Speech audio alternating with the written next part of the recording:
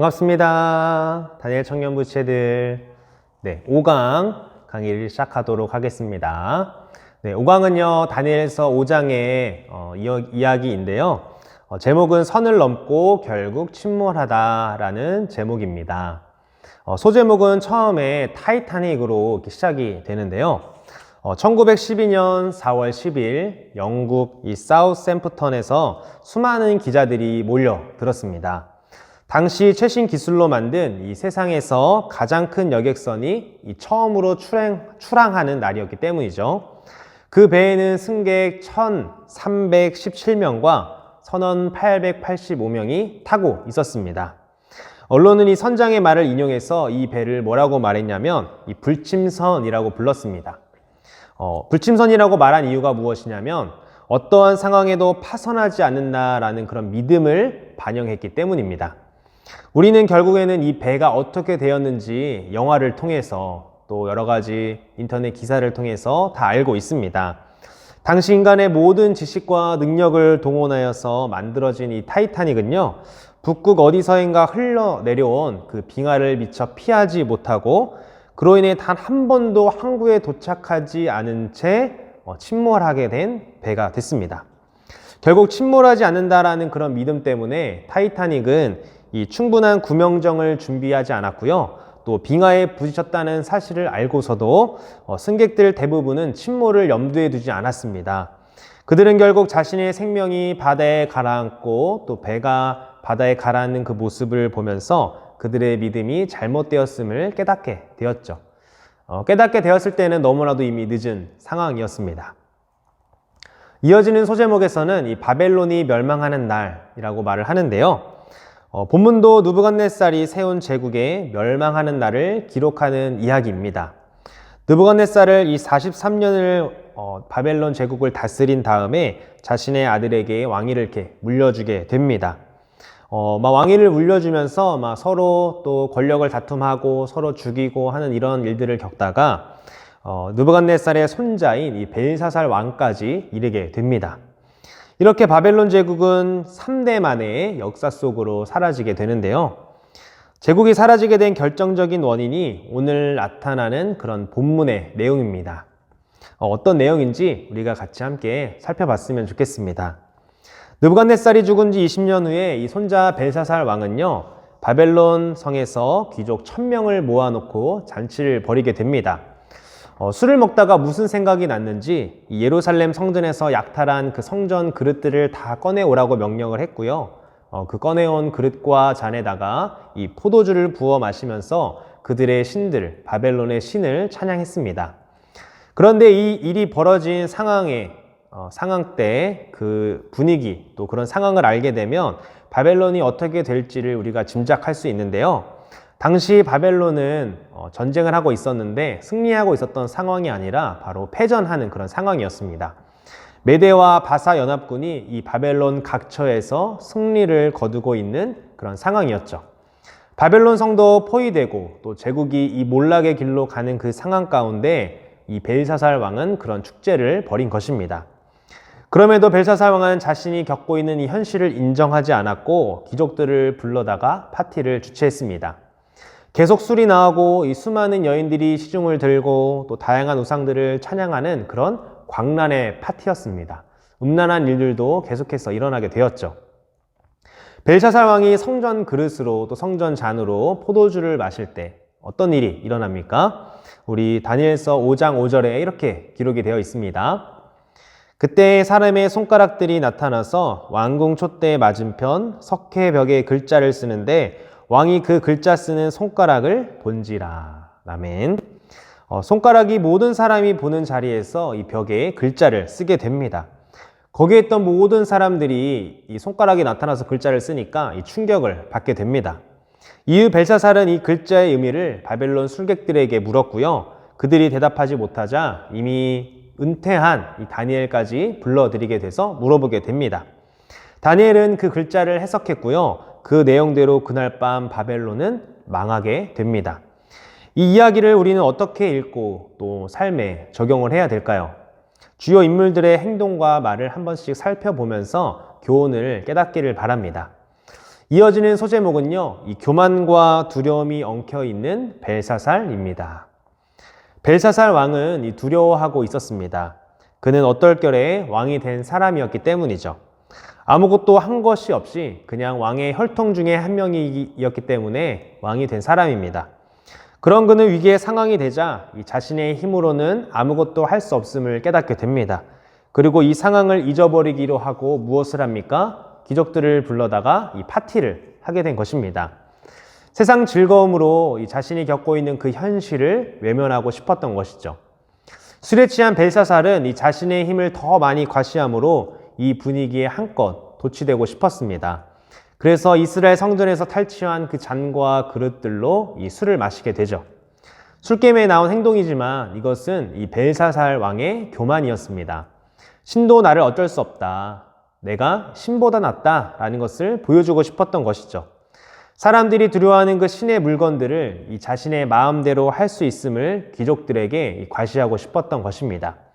그 결과 하나님의 손가락이 등장하게 되고요. 왕은 이렇게 반응을 하게 됩니다. 5장 6절에 보면 이렇게 나와 있는데요.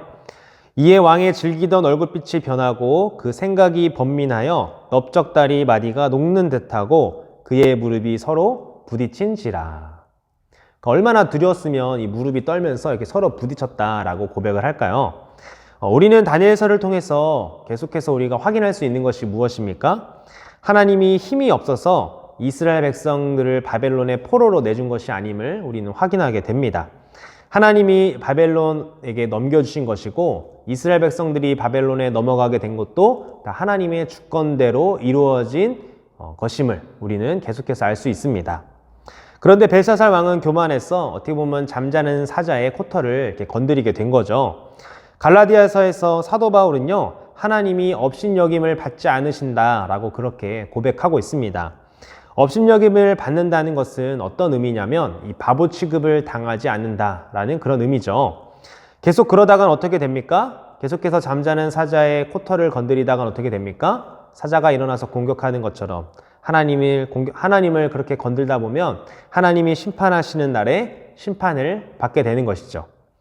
하나님이 참고 계시다는 것을 기억하지 못하고 하나님을 업신여기게 되면 결국에 하나님의 진노하심을 경험하게 된다는 것입니다.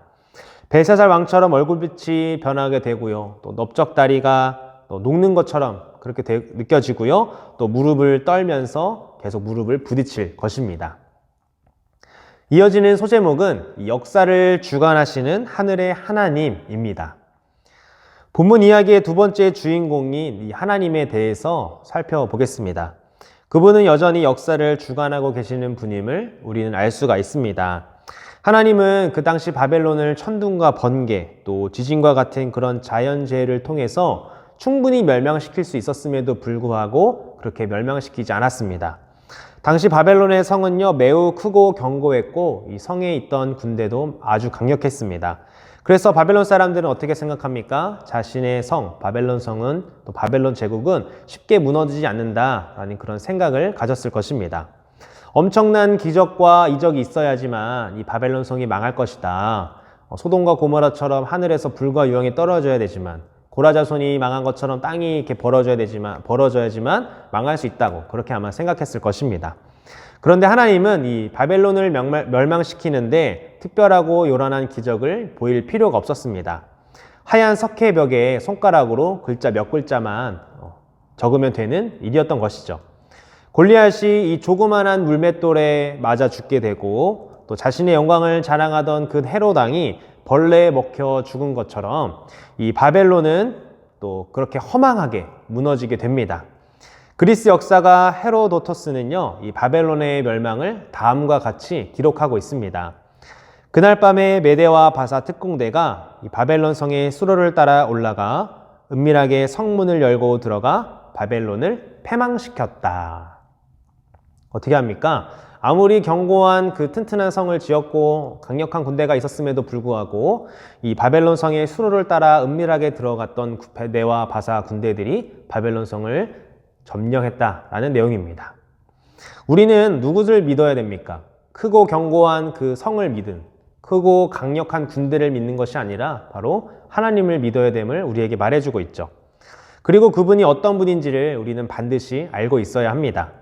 석회벽에 쓰여진 글씨가 여러분 본문을 보니까 뭐라고 말합니까? 메네메네 데겔 우바르신이라는 그런 글자였습니다. 메네는 세어지다 라는 뜻이고요. 그리고 데겔은 저울에 달다. 그리고 바르신은 나누어지다 라는 뜻이었습니다. 즉, 이 메네메네 데겔 우바르신이라는 글자의 뜻은 계수해 보고 저울에 달아보니 이 기준이 모자라 나누어질 것이다 라는 뜻이었던 거죠. 이것이 바로 이 바벨론 왕에게 내리는 하나님의 판결이었습니다. 바벨론과 이 벨사살에 대한 하나님의 판결 결과는요, 미달이었던 것이죠. 하나님이 한 번 달아보고 측량한 것이 아닙니다. 그동안 바벨론 제국을 또 벨사살 왕을 하나님은 수도 없이 달아보고 측량하셨던 것입니다. 그때마다 미달이었지만 하나님은 바로 그때 심판하시지 않고 참고 기다렸던 것이죠. 오늘 여러분 자신의 무게는 어떻습니까? 우리 가정의 무게는 어떨까요? 또 우리가 함께 속해 있는 공동체의 무게는 어떨까요? 또 내가 다니고 있는 교회의 무게는 어떨까요? 겉으로 보기에는 무거워 보이지만 속이 빈 강정은 아닌지 우리가 한번 생각해 봐야 할 것입니다. 우리는 늘 측량하시는 그 하나님을 의식해야 합니다. 달아보시는 하나님을 기억하면서 살아가야 하는 것이죠. 우리의 말과 행동, 그 모든 것이 하나님께 어떻게 계수될지를 생각해야 되는 것입니다. 오늘도 우리의 모든 것을 달아보시는 그 하나님을 의식하며 살아가는 성도가 참 성도인 것이죠. 그래서 이런 말도 있지 않습니까? 하나님 앞에서라는 그 코람데오의 말. 이 말을 늘 기억하면서 살아가는 저와 여러분 됐으면 좋겠습니다. 이어지는 소제목은요, 하나님의 선지자로 사는 다니엘입니다. 이제 이야기를 이끌어가는 마지막의 주인공, 이 다니엘을 만나볼 텐데요. 다니엘은 지금 청소년기도, 또 청년 시기도 아니고요, 또 장년도 아니라 이 노년의 시기를 보냈습니다. 왜요? 은퇴했다라는 그런 말이 나온 것을 보면서 노년의 시기를 다니엘이 보내고 있음을 우리가 알 수가 있죠. 은퇴한 이후에 갑자기 이 벨사살 왕의 부름에 다니엘이 불려가게 됩니다. 다니엘을 통해서 우리는 이 하나님의 백성으로서 세상 속에서 치열하게 살았던 인생이 결국 얼마나 성숙한 모습이 되어 있는지를 우리는 볼 수가 있죠. 이것이 우리가 추구하고 목표로 삼아야 할 신앙의 모습인 것 같습니다. 첫 번째, 다니엘은 어떻게 합니까? 그는 세상이 주는 이 포상을 거부합니다. 17절에 다니엘은 고백합니다. 왕이 주는 그 상과 예물은 왕이 친히 가지고 또 왕이 내리려고 하는 그 상급도 내가 아니라 다른 사람에게 주라고 말합니다. 다니엘은 세상의 보상을 바라면서 움직이지 않았습니다. 선지자도 세상이 주는 포상과 이익에 따라 움직이는 것이 아니라 메시지를 주신 그 하나님께 신실해야 하죠. 다니엘은 왕의 포상을 거부함으로 이 하나님께만 신실하겠다고 선언한 것입니다. 어떤 상을 주기에, 어떤 자리가 주어지기에 내가 이것을 해석하고 말하는 것이 아님을 다니엘은 왕에게 고백한 것입니다. 두 번째로 다니엘은요, 이 왕의 죄를 책망하는 하나님의 계시를 전하고 있었습니다. 22절과 23절에서 이 하나님의 계시를 다니엘은 담대히 선포하는데요. 하나님은 나의 심판자라는 그 다니엘을 회복하여 하나님의 메시지를 전했습니다. 한마디로 다니엘은 세상 왕이었던 벨사살 왕을 두려워하지 않았던 것이죠. 벨사살 왕은 다니엘을 계속 뭐라고 부릅니까? 이 바벨론식 이름인 벨드사살이라고 부릅니다. 그러나 다니엘은 자신을 계속해서 뭐라고 말합니까? 벨드사살이 아니라 다니엘이라는 표현을 사용하게 됩니다. 자신의 이름의 뜻처럼 하나님이 심판자이심을 이 세상에 들려주는 사명을 다니엘이 감당한 것입니다. 이어지는 소제목은요, 세상을 살아가는 하나님의 선지자입니다. 이것이 우리의 바로 정체성인 것입니다. 세상은 우리에게 어떤 요구를 끊임없이 합니까? 세상에 속하면서 세상의 가치를 지키며 그 세상의 가치를 보존하는 사람이 되라고 우리에게 끊임없이 요구를 합니다. 그러나 성도는 이 명확한 정체성을 가진 사람입니다. 성도는 세상을 지키는 자가 아니라 무엇을 지키는 자입니까? 바로 하나님의 말씀을 지키는 자인 것이죠. 우리는 역사를 주관하시는 그 하나님을 믿습니다. 세상을 심판하시는 하나님께서 이 세상에 들려주길 원하시는 메시지를 전하는 자가 바로 우리들, 그리스도인 것입니다. 이것은 구약 선지자에게만 국한된 일이 아니고요. 또 목회자들에게만 국한된 일이 아닙니다. 이 땅에는 모든 하나님의 백성들이 이 하나님의 메시지를 전해야 하는 메신저인 것이죠. 여러분, 타이타닉이 침몰하기 전에 이 거대한 빙산이 흘러가는 장면을 목격한 많은 선박들은 이 타이타닉을 향해서 무전을 쳤다고 합니다. 그러나 이 타이타닉의 선장은요, 그 모든 경고를 무시한 채 그 경로를 유지하면서 계속해서 이 타이타닉을 몰아갔죠. 결국 수많은 경고를 듣지 않은 이 타이타닉은 결국 침몰하게 됩니다. 선지자의 음성을 듣지 않았던 이스라엘 백성들도 이와 같이 이 멸망을 했습니다. 우리가 세상을 향해 전하는 하나님의 심판 메시지에 이 세상이 어떻게 반응할지 우리는 모릅니다. 하나님의 메시지를 전했을 때 그들이 회개하고 돌아올지, 아니면 그 메시지를 듣고도 자신들이 원하는 방향으로 계속 갈지 모르는 것처럼 말이죠. 그러나 우리는 하나님이 이 세상 속에 두신 목소리이고 또한 스피커입니다. 하나님이 세상에 전하고자 하는 그 메시지를 그대로 전하는 저와 여러분이 되기를 간절히 소망합니다. 이어지는 적용 질문이 있는데요. 두 가지의 적용 질문이 있습니다. 첫 번째는 이 세상 속에서 사는 성도의 정체성은 어떻습니까? 그리고 나는 이 정체성에 합당한 삶을 살고 있습니까? 오늘 내 삶의 현장에서 이 정체성에 합당하게 사는 길은 무엇입니까? 라는 질문입니다. 그리고 두 번째 질문은요. 온 세상을 계획대로 빚어가시는 하나님을 믿는 자로서 나의 삶은 어떠해야 합니까? 혹여나 하나님을 우습게 여겨 회개할 영역이 있다면 무엇입니까? 또 하나님의 역사의 도구가 되어 쓰임받기 위해 필요한 부분, 내가 또 훈련되어져야 할 부분은 무엇입니까? 라는 질문을 우리에게 던지고 있습니다. 이 질문들을 기억하시면서 여러분들 스스로에게 답을 한번 내려봤으면 좋겠습니다. 타이타닉이 경고를 듣지 않고 또 결국엔 교만하여서 침몰했던 것처럼, 또 벨사살 왕도 다니엘을 통해 하나님이 주신 그 메시지를 듣고도 회개하지 않고 계속해서 교만한 모습을 보이다가 패망했던 것처럼, 우리는 우리 삶 가운데 또 하나님이 여러 가지 것들을 통해서 메시지를 전해주시고 또 스피커들을 통해서 우리에게 말씀하여 주시는데, 우리는 세상이 원하는 방향으로 계속해서 나아가고 있는지, 아니면 그 교만을 버리고 회개하여서 주님이 원하시는 방향대로 나아가고 있는지를 우리가 한번 고민해 봤으면 좋겠습니다. 이 사실을 기억하면서 여러분들이 하나님 앞에 또 이 세상 속에서 하나님 앞에서 살아가는 그 코람데오의 신앙으로 살아가는 저와 여러분 되기를 간절히 소망합니다. 네, 긴 시간 동안 오강 강의를 들어줘서 감사합니다. 이제 주일날 우리 강사 목사님께서 다니엘서 6장에 대한 이야기를 해주실 텐데요. 그 말씀을 잘 듣고 또 하나님께서 우리에게 말씀하시는 것이 무엇인지 깨닫는 저와 여러분 됐으면 좋겠습니다. 네, 이상으로 5강 강의를 마치고요. 우리 다음 강의 때 또 만나도록 하겠습니다. 안녕.